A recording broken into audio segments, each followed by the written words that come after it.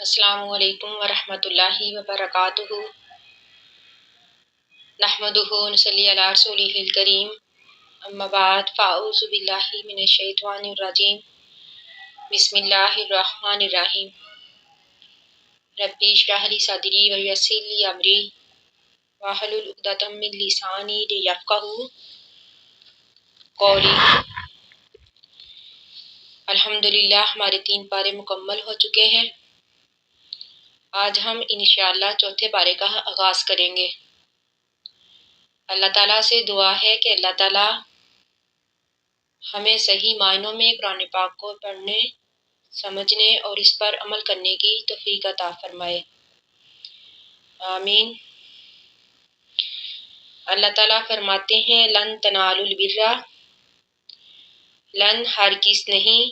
تنالو تم حاصل کر سکتے، البر نیکی یا پھر بلائی، حتیٰ یہاں تک کہ تنفقو تم خرچ کرو، مما وہ چیزیں تحبون جس کو تم پسند کرتے ہو، وما تنفقو اور جو بھی تم خرچ کرو، من شیء کچھ بھی، فإن اللہ پس بے شک اللہ تعالیٰ بھی اس کو، یہاں پر بھی سے مراد وہ چیز ہے جو اللہ کی راہ میں خرچ کی جائے، فإن اللہ پس بے شک اللہ تعالیٰ بھی اس کو علیم جاننے والا ہے۔ البرہ کا مطلب عمل صالحہ یا پھر جنت، یعنی اللہ تعالیٰ فرماتے ہیں لن تنالوا البر، ہرگز نہیں تم حاصل کر سکتے جنت کو، یہاں تک کہ تم خرچ کرو وہ چیزیں جس کو تم پسند کرتے ہو۔ حدیث میں آتا ہے کہ جب یہ آیت نازل ہوئی تو حضرت ابو طلحہ انصاری رضی اللہ تعالیٰ عنہ جو مدینہ میں اصحاب حیثیت میں سے تھے، وہ نبی اکرم صلی اللہ علیہ وآلہ وسلم کی خدمت میں حاضر ہوئے اور عرض کیا، اے اللہ کے رسول، میں اپنا بیرہا باغ جو کہ مجھے بہت زیادہ پسند ہے اللہ کی راہ میں صدقہ کرتا ہوں۔ تو آپ صلی اللہ علیہ وآلہ وسلم نے ان کی یہ بات سن کر فرمایا، یہ تو بہت نفع بخش مال ہے، میں چاہتا ہوں کہ اسے تم اپنے رشتہ داروں میں تقسیم کرو۔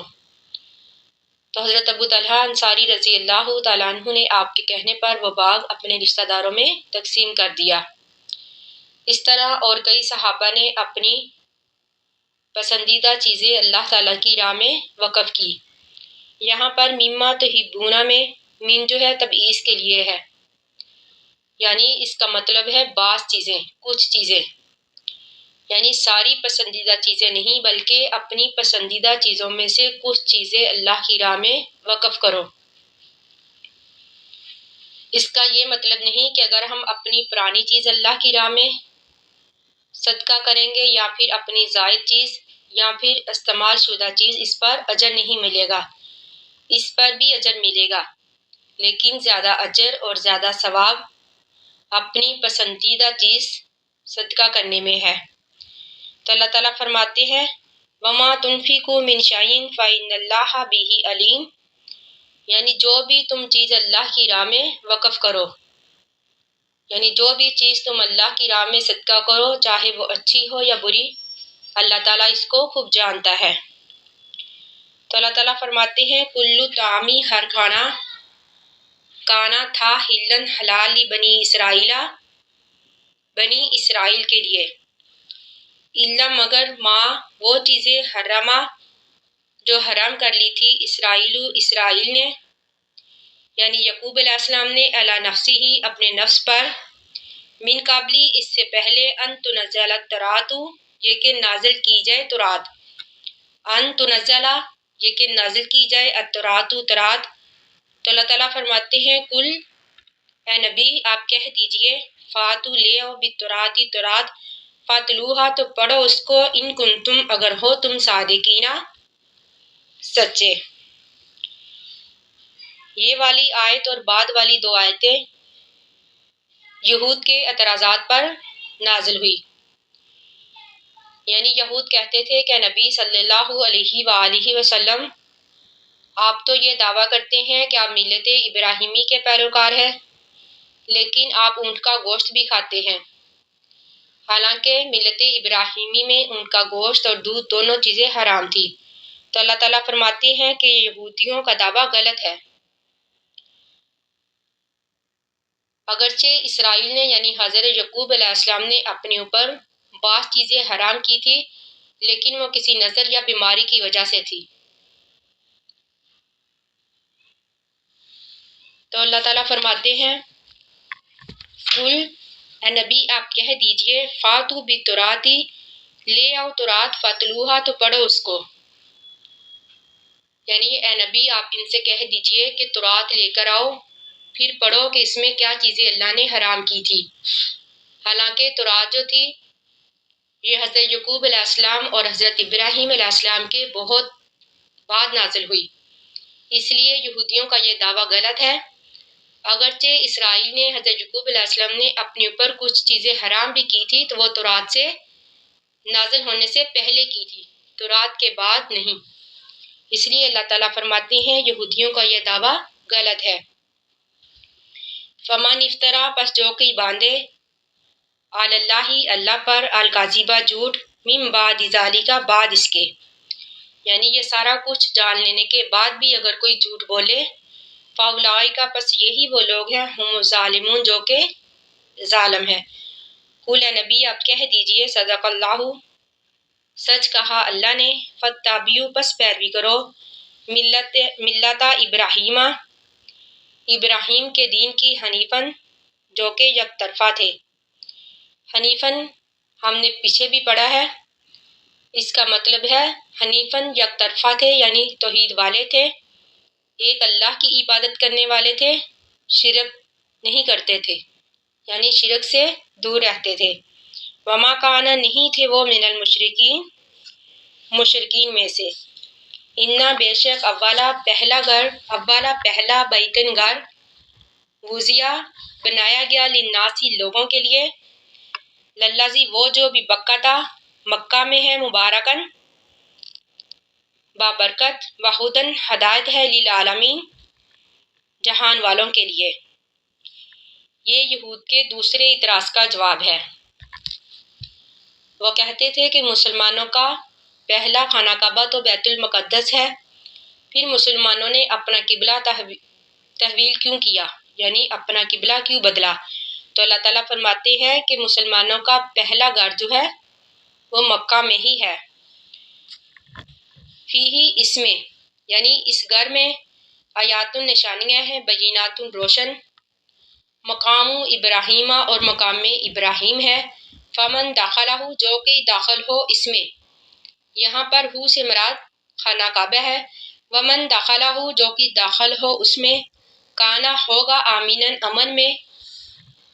یہاں پر امن سے مراد بیت اللہ کی حدود میں لڑائی جھگڑا قتل کرنا منع ہے، یہاں تک کہ شکار کرنے سے بھی اللہ تعالیٰ نے منع کیا ہے۔ وَلِلَّهِ، اور اللہ کے لیے، عَلَى النَّاسِ لوگوں پر، حج البیت حج ہے بیت اللہ کا، من استطاع جو کی طاقت رکھے، علیہ اس کی طرف، سبیلاً راہ کی، یہاں پر من استطاع علیہ سبیلا سے مراد ہے طاقت سے مراد ذات راہ کی استطاعت اور فراہمی ہے، یعنی وہ لوگ جو خرچ اٹھانے کی طاقت رکھتے ہیں ان پر بیت اللہ کا حج فرض ہے، یا پھر اس سے مراد یہ بھی ہے کہ راستہ پرامن ہونا چاہیے، کسی قسم کا کوئی خطرہ یا خوف کا ڈر نہیں ہونا چاہیے، یا یہ بھی کہ انسان کی صحت اس بات کی اجازت دیتی ہو کہ وہ حج کر سکے۔ اگر انسان ان تمام باتوں کی استطاعت رکھتا ہے تو اس پر حج فرض ہے، جس کی تائید احادیث سے بھی ہوتی ہے، یعنی ہر صاحب استطاعت پر ایک مرتبہ بیت اللہ کا حج فرض ہے۔ ومن کافرا، اور جو کوئی کفر کرے، فإن اللہ، پس بے شک اللہ تعالیٰ، غنی بے پرواہ ہے، عن العالمین جہان والوں میں سے۔ قل اے نبی آپ کہہ دیجئے، یا اہل الکتابی، اہل کتاب، لما تکفرون، کیوں تم کفر کرتے ہو، بی آیات اللہ، اللہ کی آیات کے ساتھ، واللہ اور اللہ تعالیٰ شہید گواہ ہے، اعلیٰ اس پر ما تعملون جو بھی تم عمل کرتے ہو۔ یعنی اللہ تعالیٰ فرماتے ہیں کہ اہل کتاب یا یہودیوں اور عیسائیوں، کیوں تم اللہ کی آیات کا انکار کرتے ہو؟ یعنی تمہیں ان تمام باتوں کا علم ہے کہ یہ سچ ہے، برحق ہے، اللہ کی طرف سے ہے، کیونکہ ان کی کتابوں میں ہمارے نبی کا ذکر موجود تھا، ہمارے قرآن پاک کا ذکر موجود تھا، اس کے باوجود وہ انکار کرتے ہیں۔ تو اللہ تعالیٰ فرماتے ہیں کہ اللہ تعالیٰ تم جو بھی عمل کرتے ہو ان تمام پر گواہ ہے، یعنی تمہارے تمام عملوں کو دیکھ رہا ہے۔ قول اے نبی آپ کہہ دیجئے، یا اہل الکتابی اہل کتاب، لما تصدون کیوں تم روکتے ہو، عن سبیل اللہ اللہ کی راہ سے، من اس شخص کو آمنا جو ایمان لائے، تابغونہا تم چاہتے ہو اس کے بارے میں۔ یہاں پر ہا سے مراد وہ شخص ہے جو اللہ پر ایمان لایا، یعنی تابغونہا تم چاہتے ہو اس کے بارے میں، عوجن ٹیڑھا پن، وانتم اور تم شہداء گواہ ہو، وَمَا اللہ اور نہیں ہے اللہ تعالیٰ بغافل غافل، اما اس چیز سے تعملون جو تم عمل کرتے ہو۔ یعنی اللہ تعالیٰ فرماتے ہیں کہ یہودیوں کیوں تم اس شخص کو اللہ کی راہ سے روکتے ہو جو ایمان لایا، یعنی جو ہدایت پر ہے، تم اسے گمراہ کرنے کی کوشش کرتے ہو، اور تم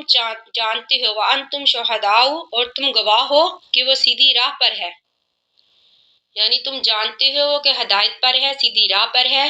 لیکن اس کے باوجود تم اس کو گمراہی کی طرف لے کر آتے ہو۔ یعنی یہ یہودیوں کے مکر و فریب کا ذکر ہے، یعنی وہ حسد جو وہ مسلمانوں سے رکھتے تھے، اسی لیے اسی حسد کی بنا پر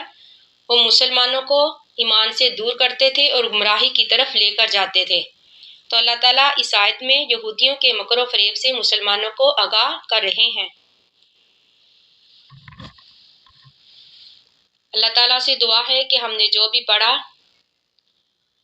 اللہ تعالیٰ ہمیں اس پر عمل کرنے کی توفیق عطا فرمائے، آمین ثم آمین۔ آخر دعوانا ان الحمد للہ رب العالمین۔ السلام علیکم ورحمۃ اللہ وبرکاتہ۔